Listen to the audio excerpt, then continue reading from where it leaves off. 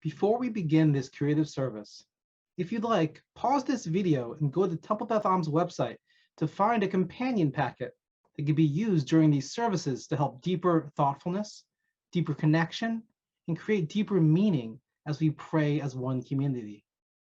We recognize that members of our community, especially our youngest learners, may connect to prayer through different types of mediums.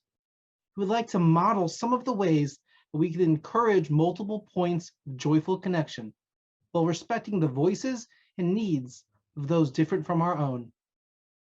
This companion packet is meant for people of all ages, so feel free to use this resource as you like, as an activity on its own, with a family together, or alongside these creative services or other moments during the high holidays.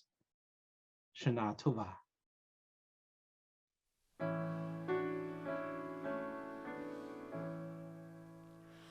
Leshana tova tikatevu,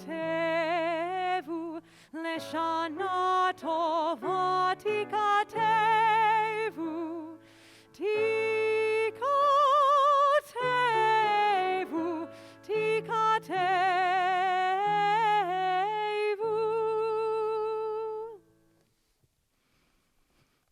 Lovely. Shana Tova, it is so wonderful to welcome you to our Rosh Hashanah morning service, take two, the creative service. I am so grateful to be spending this morning with all of you. I am Rabbi Ruth Zlotnick, and I am joined, of course, by my wonderful colleagues, Rabbi Jason Levine, Rabbi Dana Benson, and Carol Bannock is here accompanying with beautiful music.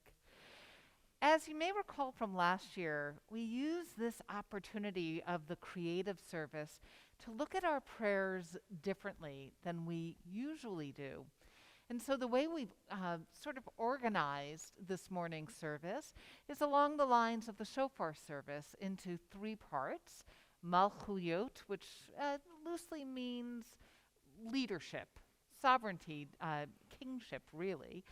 Malchuyot, leadership. Zikronot, remembrance, and then shofarot, which means shofars, but it's very forward-looking. And part of the reason we do this is so that we can hear the prayers in new ways. So you may find that there are prayers we've omitted or prayers we've placed in different places, and we invite you just to go with it. In fact, we have two wonderful guides to help us explore what prayer can really mean for us. We have Hannah, who we met last year. Hannah, of course, is the centerpiece of our Haftarah for Rosh Hashanah morning, the woman who prayed so fervently to God that Eli, the priest, wasn't quite sure what she was doing. Hannah and Eli have been reimagined by Rabbi Dana and also by a wonderful congregant, Jasmine Joshua. And they will be our guides, helping introduce us to the themes of each of these three parts. This morning creative service is intended for all generations, from our littlest ones to our elders. And so without further ado, I'd like to invite Hannah and Eli the priest to come forward and talk a little bit about what does leadership mean, especially when we're talking about who leads prayers and what do our prayers say for who we are in whatever our life experience may be. Shechina sefatai tiftach ufi agid tehilatecha. Shechina sefatai tiftach ufi agid tehilatecha. What are you doing? Excuse me? Are you drunk? Pardon you, how dare you? Well, what is it that you're doing? You're mumbling your own words, an unknown melody? You mean praying? You're judging the way I'm praying. Well, this isn't like anything I've seen before. It's not the music, the words, the rituals that I know. What melody is that? It's a new one I just learned. But that's not what we've sung before. And now you're changing the words? You can pray the way you want. Why can't I find my own path in prayer? Is there not enough room in this sanctuary for us both? Does not the divine hear only specific type of prayer practice? I'm not reflected in your words, in your prayers. How could I not explore a path more connected to me?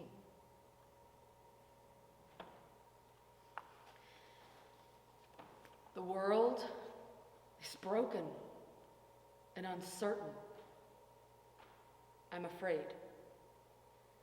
I miss the safety, the comfort, the routine of the prayers and the world that I knew. When everything is in chaos, I yearn for the familiar. Laughing, barefaced in a restaurant, the clink of many glasses around my dinner table, singing the words and the melodies that I knew, that I see myself in. I miss casual conversations with the checkout clerks. I have not seen members of my own family in months, some in years. Between the fires that rage and the virus that grows, I can't even count on the air that I breathe. Those breaths that sustain life, the breath that creates conversation and connection. But what is certain? Our faith, our culture, the resilience of our people, our traditions are what make us Jews, even in diaspora. We light these candles, we eat this matzah, we say this prayer, we wear this shawl. We speak the same words as those around the world, even if we have slight differences or variations or fingerprints from individual communities. I rely on those rhythms handed down to me. Shabbat is the touchstone of my week, the returning to myself, my community, and my God. Its consistency is a comfort. The rituals are a salve for the broken spirit. And I understand some change is inevitable, but where is the line? Change the melodies, change the words, change the meaning? When the great shofar cries, do we still heed its call? When my own religion is unrecognizable to me, what is the point? As we listen to Eli and Hannah, and in our own hearts, as we struggle or embrace the words and melodies of the High Holy Days, we recognize that they haunt us so deeply, and so too specifically with these words, the prayers of Unetane Tokef, which can be found on 178. Berosh Hashanah ikatevun,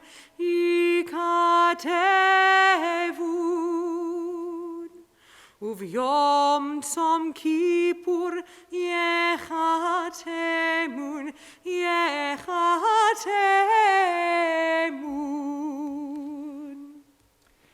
Together we read on page 179. On Rosh Hashanah, we plunge like swimmers into a sea of words. On Yom Kippur, the sea rises, then crests, and we emerge. The new year is like a trailhead opening wide before us. The day of fasting, narrow, breathless, so quick to close.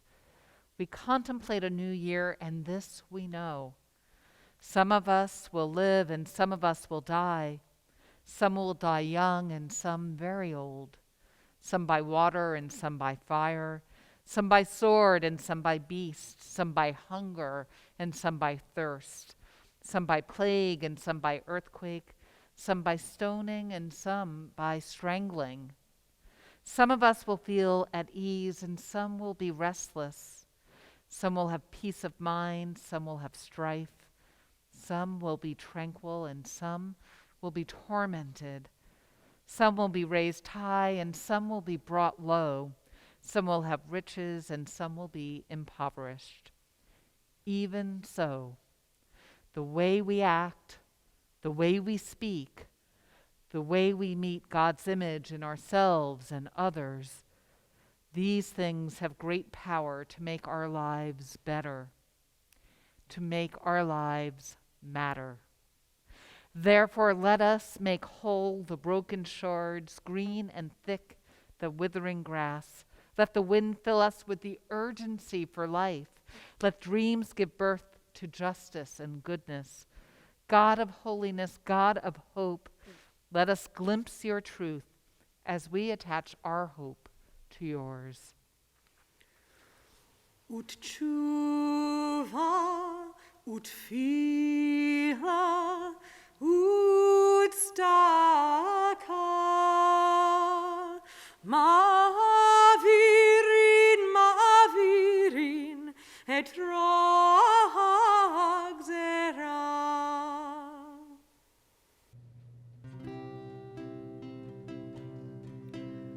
Shema Yisrael,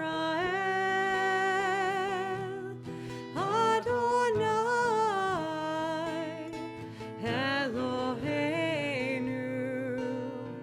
Adonai, Adonai Echad. Baruch Shem Kevod, Shem Kevod, Malchuto, Leolam, Leolam Vaed.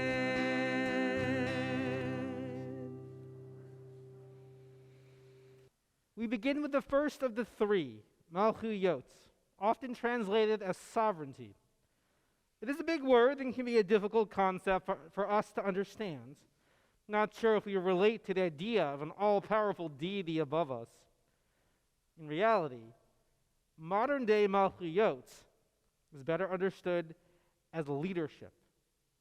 And even this concept is in need of reworking. I'm honored to introduce Rachel Zerl, who will share modern Malchuyot wisdom on leadership.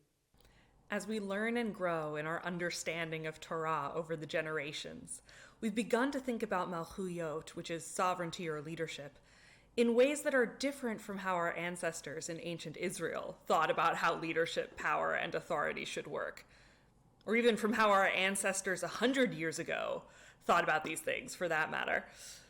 Particularly on Rosh Hashanah, as we do teshuvah and celebrate our opportunities to grow, we are called to continue that work of building just leadership, where power is shared by many. This means building the kind of power with that is collaborative, empathetic, and lifts up the voices that haven't been heard, instead of maintaining the kind of power over, where a small group dominates and coerces others. Leaders who exercise power with influence and empower others to cultivate a broad community of people who lead. What a gift and what a responsibility to be living in this time of broadening leadership. If we want to live in a society with less inequity and authoritarianism, we of course need to empower more new leaders. But we also need each of us to embrace our roles as leaders and builders of community. We need to see the power we have in our big communities like nations and in our small communities like synagogues. We need to build the communities we want to be a part of, not just find and consume community like a discerning shopper. Like these days of awe, being in community means asking more of each other and asking more of ourselves. One small way we can practice Malchuyot is that next time we see something that could be better at Beth Am, we ask ourselves, who can I work with to make this better? These are the relational and problem-solving muscles that build our Malchuyot. And what a blessing to be together, Beth Am, in this season of growth, in this dawning era of power with, welcoming and building the future. We turn now to the words of Avinu Malkeinu, words from our tradition that remind us through good acts, through helping others, we can lift our whole community. Join with us on page 223.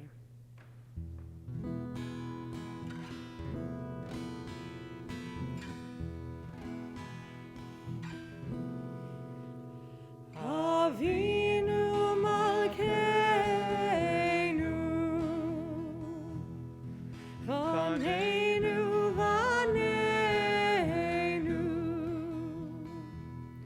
Avinu Malkeinu Chaneinu Vaneinu Ki ein banu masi Aseh imanu Tzedaka v'chesed Aseh imanu tzedaka v'chesed V'hoshienu Avinu Malkeinu Avinu Malkeinu Avinu Malkeinu Chaneinu Vaneinu Ki ein banu masim.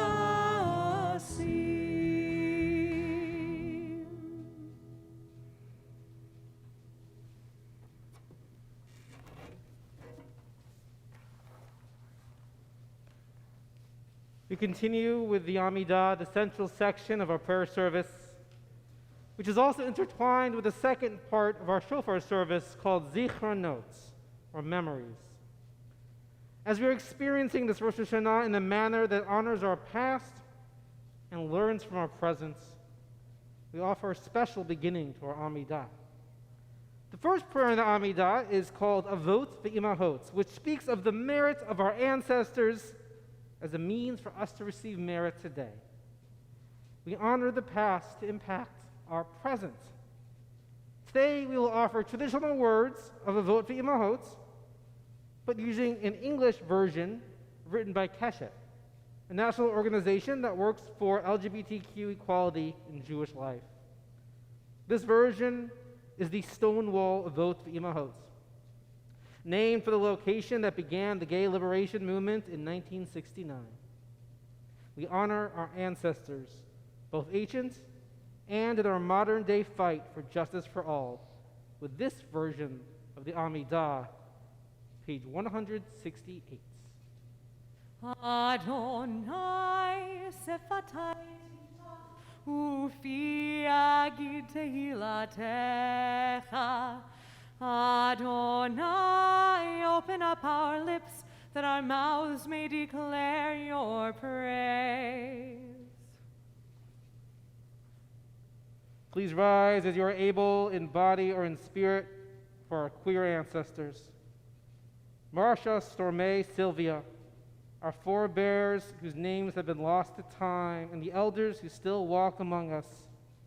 They who taught us to stand up, stand with, stand for, stand against, and stand together. They who kindled the fires of revelation at Greenwich Village in summertime. May we always remember the places where they fought, where they stood, and how their paths continue to make inroads for us now, to love, to heal, to demand our rights, to answer only to our holiest names.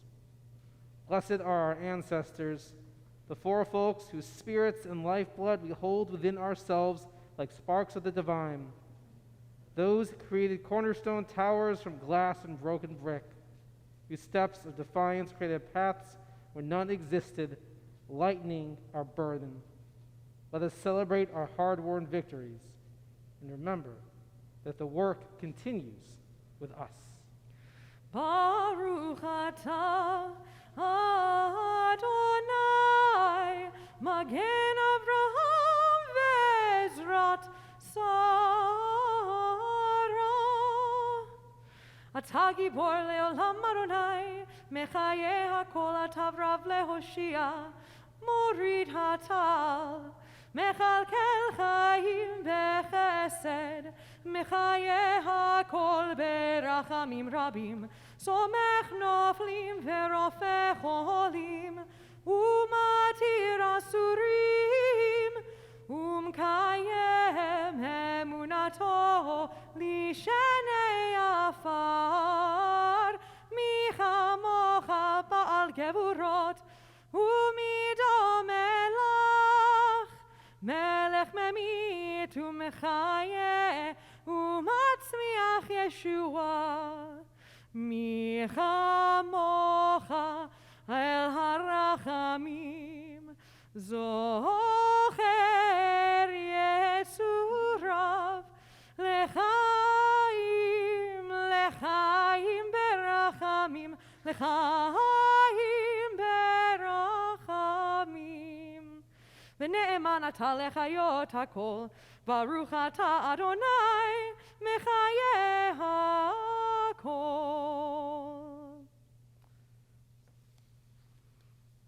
The Kiddusha continues on page 218.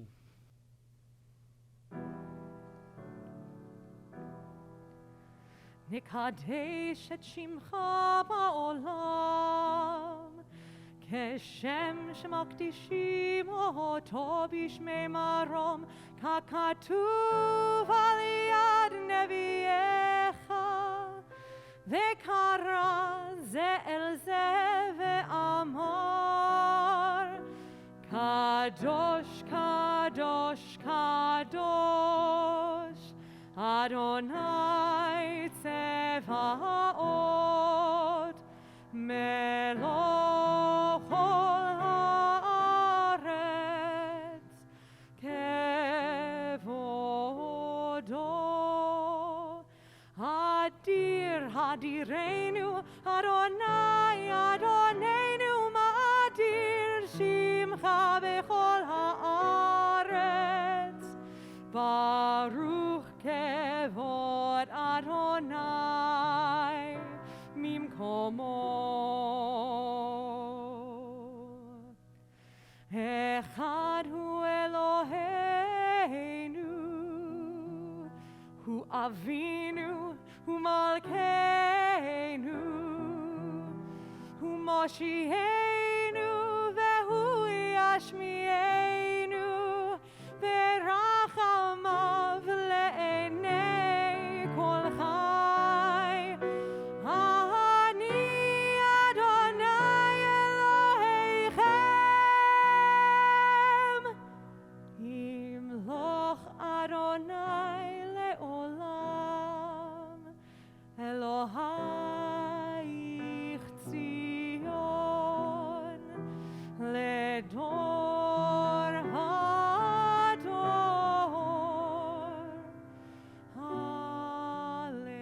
הללויה. לדור ודור נגיד גודלך, ולנצח נצחים קדושתך נקדיש. ושבחך אלוהינו מפינו לא ימוש לעולם ועד. ברוך אתה אדוני האל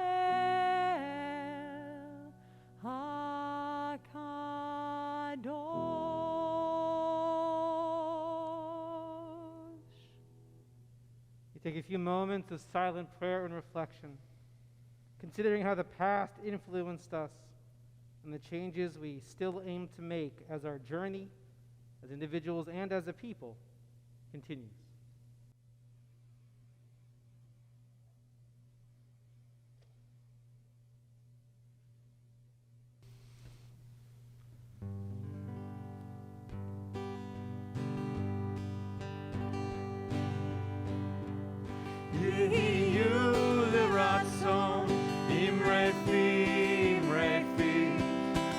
Yom libi lefanecha,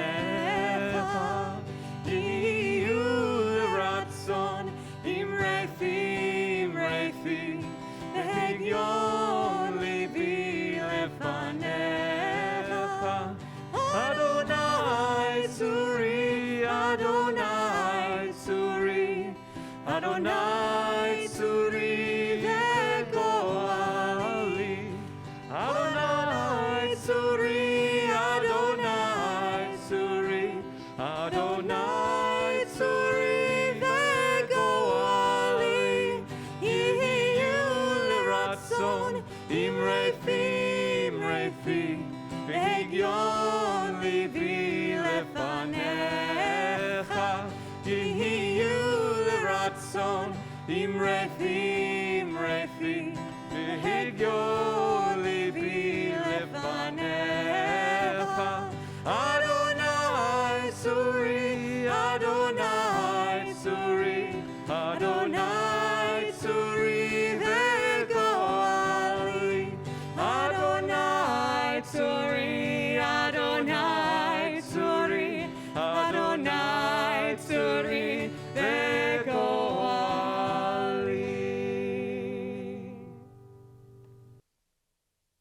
Zichronot. The second portion of our shofar service speaks of memories, looking at the past just as we did with our Amidah. We may think to use this moment to learn from our elderly or sages, but we often overlook the memories and the wisdom from our youth, especially as they have had to process this challenging period in our lives.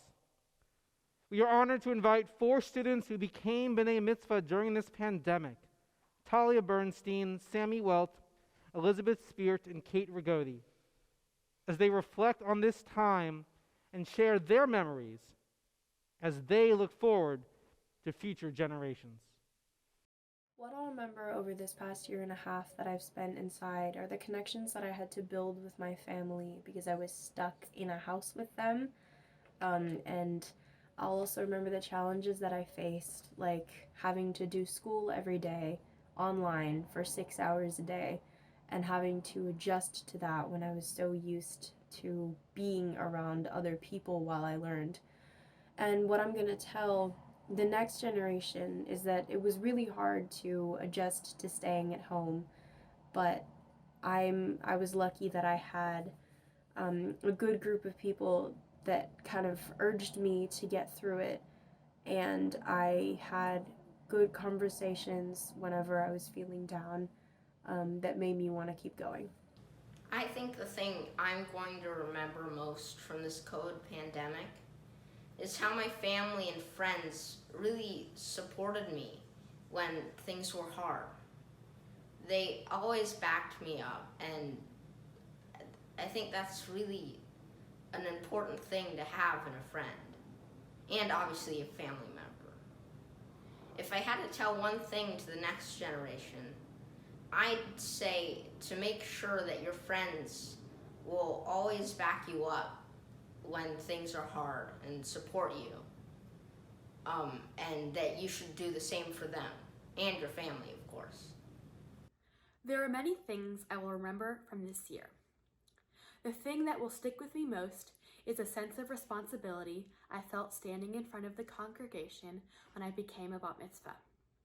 But I also remember the smaller traditions we created because of COVID, like weekly Zoom calls with family, which allowed me to socialize with people I wouldn't normally spend time with. There are also many challenging things I will tell the next generation about this past year, including how hard it was to be apart from family and friends. But I will also tell them that despite that, the virus helped me realize how fortunate I am to have family and friends that are healthy. It's gonna be definitely how, like, not just quarantine itself, but seeing people when they're like in a hard place show their real personalities and what they're really against and for. So like what they really believe in, what they really think about you when they look straight at you, and what assumptions they make. When people feel as if there's change, they fight back in probably not the best ways possible, like starting Asian and Black hate crimes and rioting the Capitol. My family personally got hit by this. Any partially Black or Asian person in our neighborhood got like some hate sign written on it. I'm personally half African American, and our gate got vandalized. I don't quite remember. It was derogatory towards my African American side of the family. Oh, it was like the end is near. We're watching you too close, and all lives matter. That kind of stuff. Um, it's really nice to see people's true ambitions and look to see how our world is really developed to be. And we have like a whole lot of improving to do. And for the second question, I'm going to have to say to think about others before themselves and to just stay safe, I guess. And to always remember that we went through this and it's not, and we need to remember it and change. This certain time, not just the pandemic itself, these past 2 years have been a bumpy and unorganized road, and that it happened, and we just need to remember it and fix our mistakes. Why should I pray the way that used to be, with words that don't represent my spirit? They were written by a majority who did not include women or other minority voices. They are written from one point of view. How can I connect with my tradition if I can't continue to explore what it means in the modern day? But what was wrong with the other melody? I don't sing it anymore because I found out that the melody was written by someone who used their power and their privilege to prey on others. The pain they inflicted still ripples amongst us today. I took the opportunity to find something more inclusive. But what gives you the right to pick and choose? Are the choices from our forefathers not worthy? Of course they are, but so are the choices from our foremothers. I also want to sing and speak and teach their words and their choices. From those who are marginalized in our society, the voices our tradition missed, or even worse, purposefully cut out. There are other truths than the ones that were handed down to us. We need the space to respect the truths of others see that you may not understand. What is our responsibility when we are aware of injustice? Think of your favorite song, a cherished book, a film you love. What happens when you find out that its creator did something that is reprehensible? Can you continue to enjoy the book with the same fervor? If you're able to separate the art from the artist, what if your community cannot?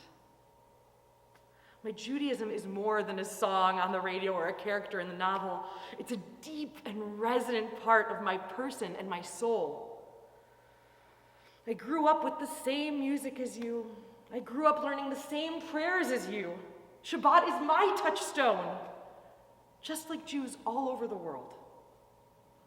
The returning to myself, to my community, to my God. Once I understood that certain traditions were painful for others, I had a hard time finding those melodies, those prayers, sacred and holy. There was something ugly that I could not ignore. There were voices that I had to lift up.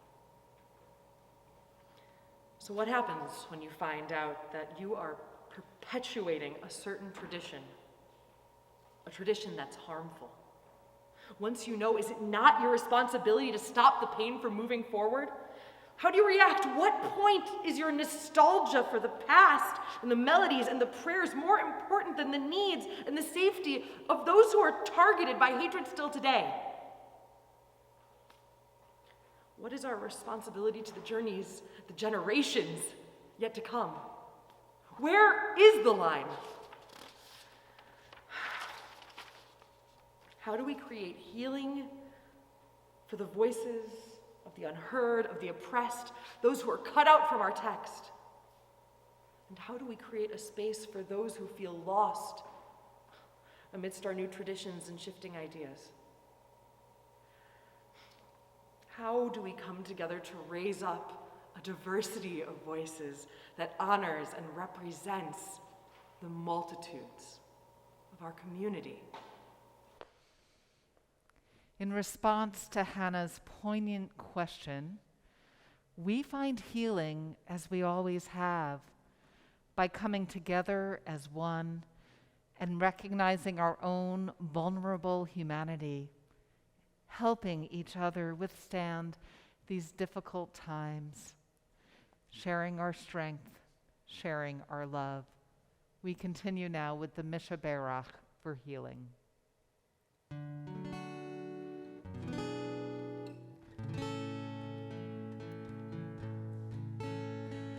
Mi sheberach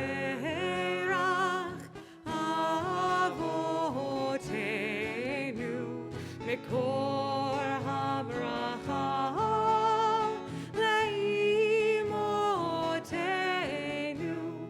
May the source of strength, who blessed the ones before us, help us find the courage to make our lives a blessing, and let us say, Amen. Mi shebeirach imotenu,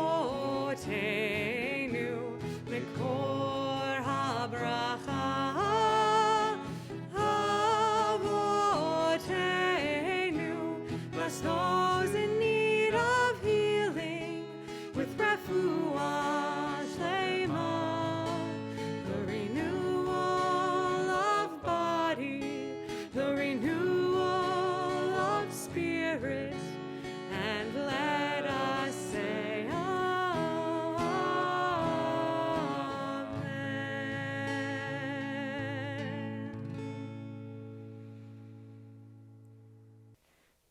In this section where we explore this notion of zikronot, of remembrance, we recognize that we always feel more whole, more soulful, when we give honor to those who came before us, when we lift up their legacy and we continue in our love for them.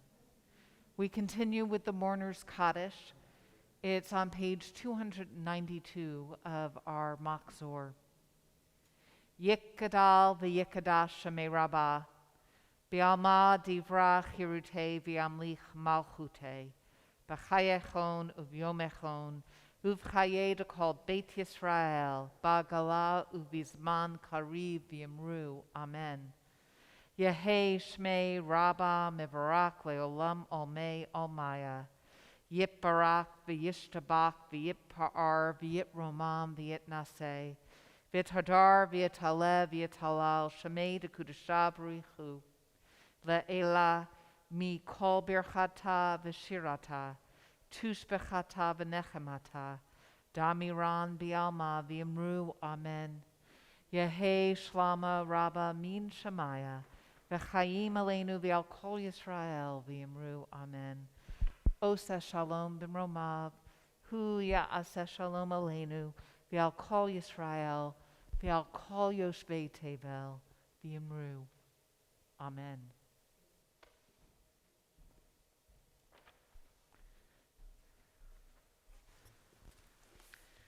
As we draw to a close on this component, this piece of Zochreinu, of memory, we consider those words that are in our prayer books, Zochreinu lechaim. May we be remembered unto life. Remembrance is not just an act that goes backwards, where we think of those we've loved, we've lost, the generations that have come before us, but also remembering them so that we can take actions to make the future even better. Join with me in the words of Zochreinu on page 168. Zochreinu lechaim, melech hafetz b'chaim, v'chotvenu v'sefer hachaim, lemancha Elohim chaim.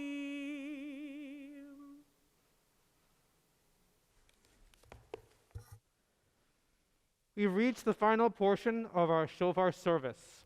Shofarot, the many shofars that have declared their great sounds. Over time, this portion of the shofar service has been very forward-looking, considering what will be in the days and years to come. We are honored to receive the wisdom of Sis Poland, a great leader, activist, and knitter in our community, who has already given so much and aided so many. But today, in conversation with our executive director, Davida Sims, we learn about Sis's hopes for the future and how this pandemic has impacted our collective path forward.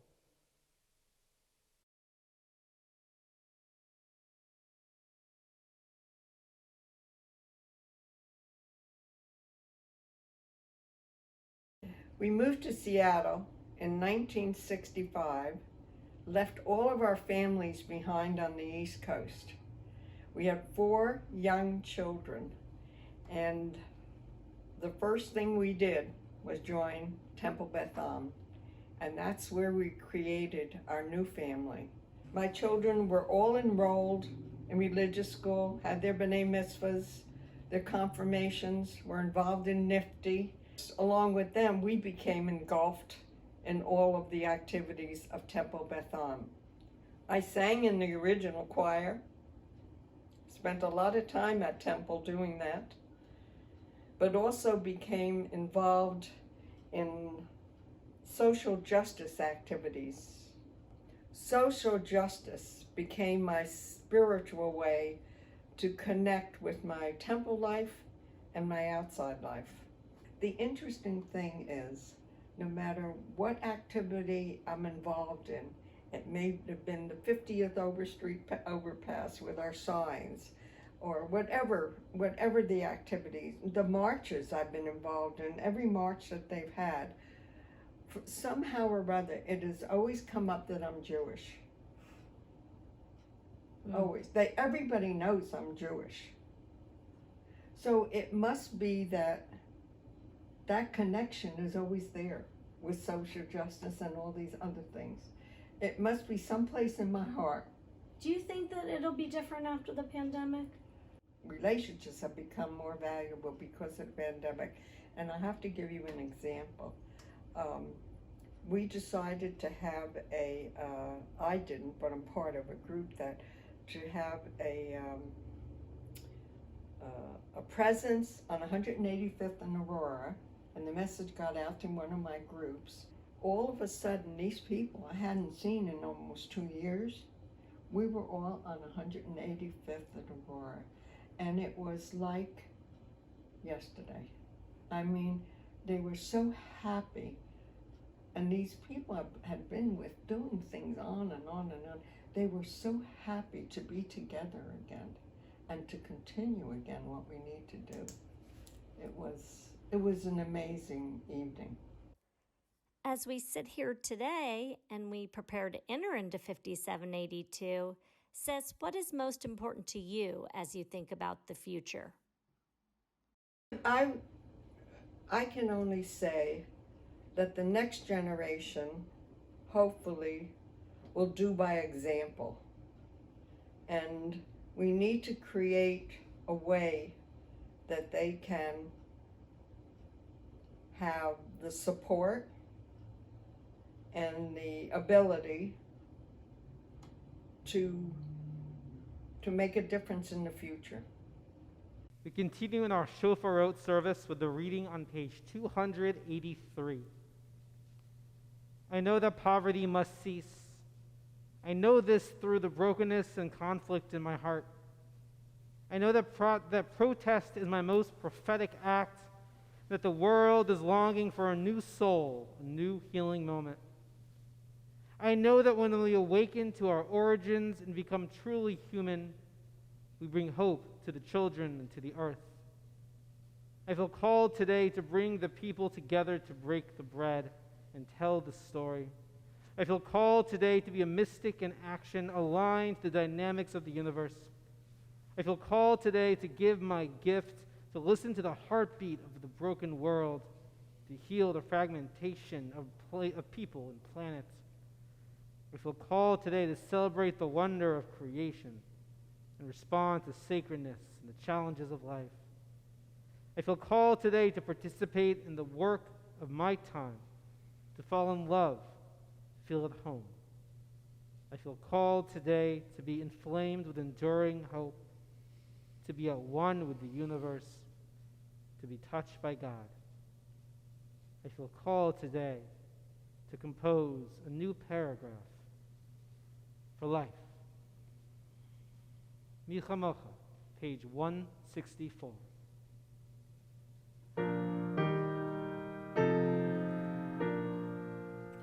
Michamocha ba'elim Adonai, Michamocha nedar ba'kodesh, norot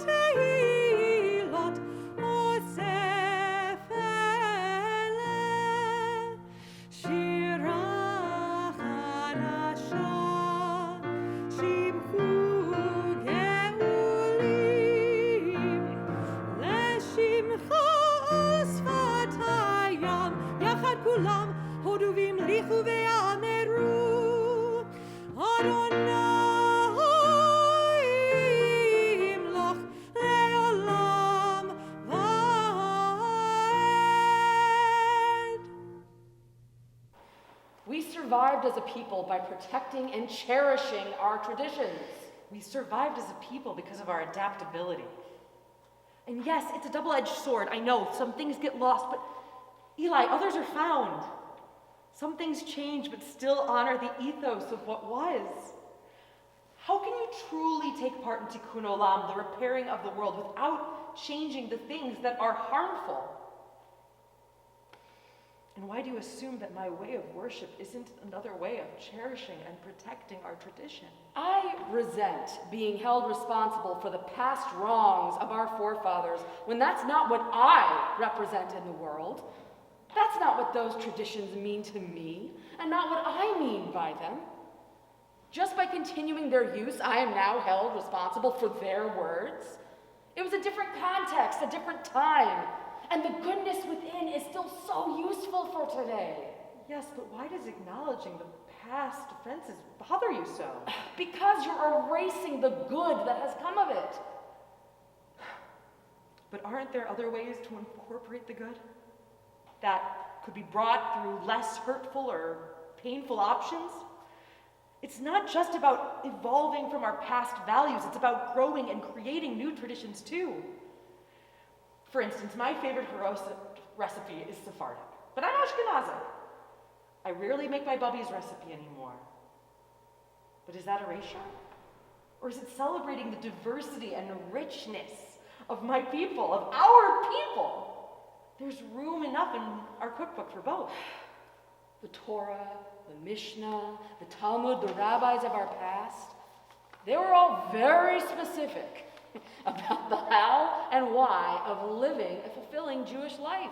There's great wisdom there. Do you claim to be wiser than those who wrote it? Of course not. Do you? No, certainly not. Then how can you know or even pretend to know what our ancestors might have thought if they saw the changes and how they are lived in the context we live in as opposed to their own? I'm sad that you assume that my questioning is of this tradition that has cut me out as a woman. I'm sad that you think this questioning is not also about my love, my faith, the way that I want to hold this tradition closer and dearer, that I'm not trying to build it for better, from a place of love and respect, but also out of a responsibility to our future. I'm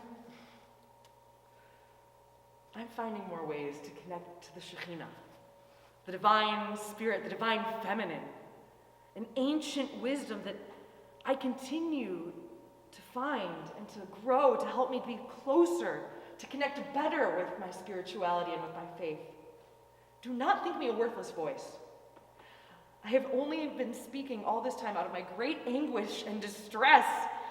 Honoring Judaism, it means believing that at its core, it's strong enough to withstand these changes, especially if that change invites and celebrates everyone, especially those who were marginalized in the past. If we do what we've always done, it does not give us the space to recover it, to re-examine it, to grow from it, to find the Shekhinah that is in God. Evolution of tradition. It's standing with tradition. It comes from a values-based place. Shamati, I hear you. My responsibility is also to our future. Tradition is sacred and important to me. I want my children and my children's children to know where they came from. I light these lights. I eat this matzah. I say these prayers for me, but also for them. It's their inheritance. Shmati, I understand. But what's the point of paving the way if you don't let us walk on it? Why ensure our connection to words and melodies if not also to allow for the next generation to adapt to the tradition for themselves, for their children, for their children's children? I understand. Go in peace, and may God grant you what you have asked for. Go in peace, and may the Shekhinah grant you all that you have asked for. And may the blast of the shofar remind us both that our voices will shape the world to come through love, respect, and hope. And now the moment we've been waiting for on this Rosh Hashanah day, to hear the blast of the shofar. I say a blessing first. You can say it along with me. It's on page 284. Baruch atah Adonai, shomea kol truat amo Yisrael barachamim. Blessed are you in our lives, Adonai. You hear with love the shofar, the true voice of your people Israel. Ready, Rabbi Dana? Ready. Tekiah. Shivarim Trua.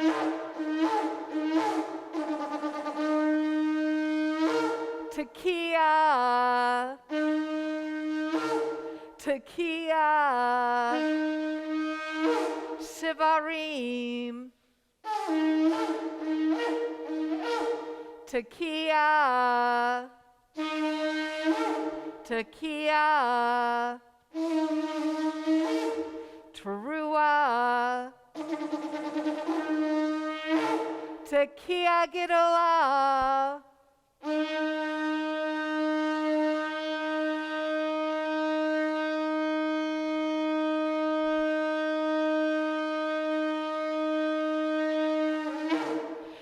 And if you haven't had enough of the Tekiah Gidolah, enjoy this amazing video of our other shofar blasters throughout our Temple Beth Am community.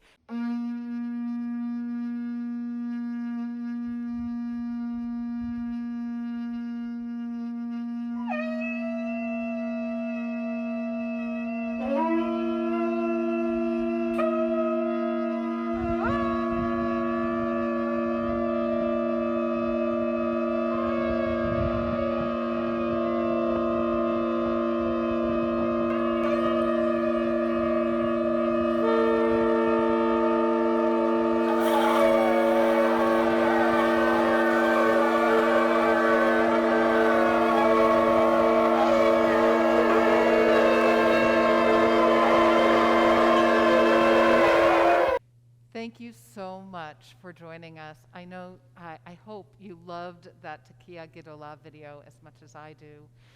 We're so glad that everyone has joined us on this Rosh Hashanah morning for our creative service, and I hope that your experience of Rosh Hashanah was just a little different this year. A couple of very quick announcements. Please look at our family-friendly Tashlik activities on the web.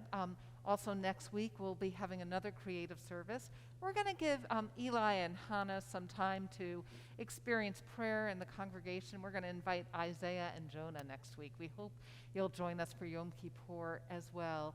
And really, our hearts are just filled with gratitude to be part of this sacred community.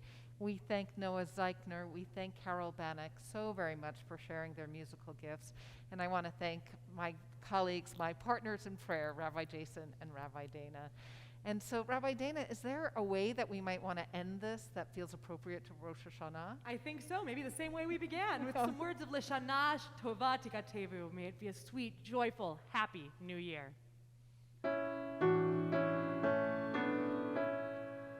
Leshana Tova Tikatevu. Leshana Tova Tikatevu.